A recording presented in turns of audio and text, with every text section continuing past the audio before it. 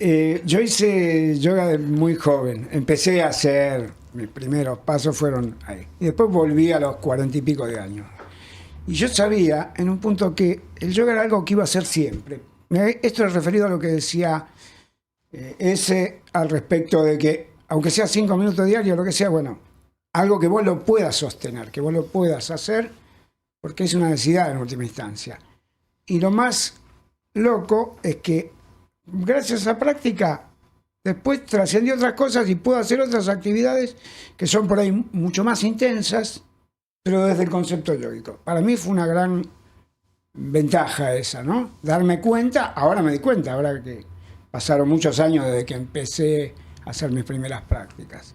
O sea, al revés, o sea, la práctica del yoga, que era algo que podía sustentar y podía hacer hasta los 90, 120, no sé, 150 años, bueno, me dio la pila necesaria para hacer otras prácticas que estoy haciendo, que no, si bien no son el yoga, siempre aplico la filosofía yógica a cada práctica física. Ok, o sea que el yoga es para vos, que sos un experto porque sos además un profe. No sé si soy un experto. Sos un maestro de yoga, sos el maestro de yoga. Entonces, para vos es un abre puertas. Sí, sí. Te permite luego sentirte cómodo con tu cuerpo o con tus distintas dimensiones, como dijiste, del cuerpo, para hacer ejercicios en otros ámbitos. Sí. Y te hago una pregunta provocadora a propósito, de las que le gusta ese. ¿Por qué se quiere que el programa tenga preguntas provocadoras? Sí, él es provocador. Es un tipo provocador.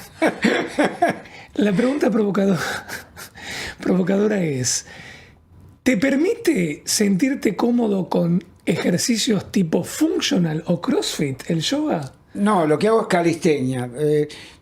Tengo ciertos prejuicios con respecto al CrossFit. Me imaginé, por eso, como empezó hablando Ezequiel, de que es verticalista, quise provocar justamente la confrontación. Claro, pero por ejemplo, la calistenia es muy intensa también, muy intensa muscularmente. Y sin embargo, me siento perfecto, porque sé que el cuerpo puede resistirlo. ¿Y qué objeciones tenés con respecto, por ejemplo, a un tipo de funcional? ¿Qué pensás que puede generar? CrossFit me parece muy bruto y tampoco hay una guía bien clara de ciertas cosas. Es muy difícil, estás en un límite muy finito de romperte la columna. Donde uno no lo escucha. Hay una sobreexigencia del cuerpo y donde uno no lo escucha. Es esta filosofía del tú puedes, que a mí me resulta bastante... Nada, no me parece. Me parece que está bueno poder definir, ¿no?, la diferencia entre actividad física y ejercicio, porque actividad física es todo tipo de movimiento que implica la contracción de un músculo. A lo mejor la yoga tiene un pensamiento un poco más amplio y eso genera un gasto superior al gasto basal que uno tiene solamente por el hecho de estar vivo, que igual es un gasto súper alto. Y cuando hablamos de ejercicio hablamos de algo programado, planificado, repetitivo, estructurado. ¿El yoga está más del lado del ejercicio o más del lado de la actividad física? Qué difícil. Es difícil definirlo eso. Pero sí tiene una planificación y una programación. Sí, hay como alguna hilo conductor. Lo que pasa es que yo lo que encuentro... Perdóname. Sí. Eso depende qué profe. Sí, por eso. Depende qué clase de yoga. ¿No? Estamos hablando de eso. Hay como cierta pauta, pero da una amplitud y una libertad que otras cosas no la dan. En la cual hay como... Es lo que me pasa a mí, nuevamente, digo, no sé si esto ocurre, pero permite un campo de creatividad que va siempre al mismo lado, a suavemente empezar a ejercer movimientos para ir complejizándolos y hacer cosas que a veces parecen contra natura. Uno de los mitos que yo traje, que lo escucho a veces en el consultorio, es: el yoga es para viejitos, es para la señora mayor. Bueno, ese es el más frecuente. Es el más establecido, ese. O que el yoga lo asimilan al stretching. Y no es cierto. O sea, el stretching es menos de la mitad del yoga, en cuanto al movimiento. Después no es la mitad, es una milésima parte. Pero... es eso, ¿viste? Asocian a que uno se estira y uno es una especie de ameba, y no, porque es necesaria la contracción, también necesitas la fuerza, el equilibrio, la coordinación, todos esos elementos. Todo. Perdón, tengo que hacer publicidad de esto que para mí es maravilloso, que la calistenia viene de Grecia, y hay una serie de principios que tienen que ver más con esa cosa griega, de la forma... el equilibrio perfecto y el dominio, que no es tanto eso otro de la repetición y la cosa tosca, sino es un Claro. trabajo de ir puliéndose. Pero fíjate vos que en la calistenia estás prestando, es interoceptiva porque estás manejando el centro del cuerpo. Totalmente. Si no te prestás atención adentro, no podés... Totalmente es así, es así. Sí, súper interesante. Súper interesante. El dolor es inevitable, el sufrimiento es evitable.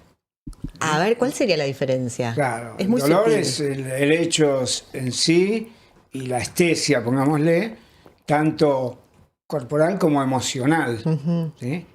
Ahora, ¿qué es el sufrimiento? La repetición mental de eso incontables veces durante un montón de tiempo. Ese es el sufrimiento que es evitable. La experiencia no es evitable, porque pasan cosas en una vida, montones de cosas, de todo tipo.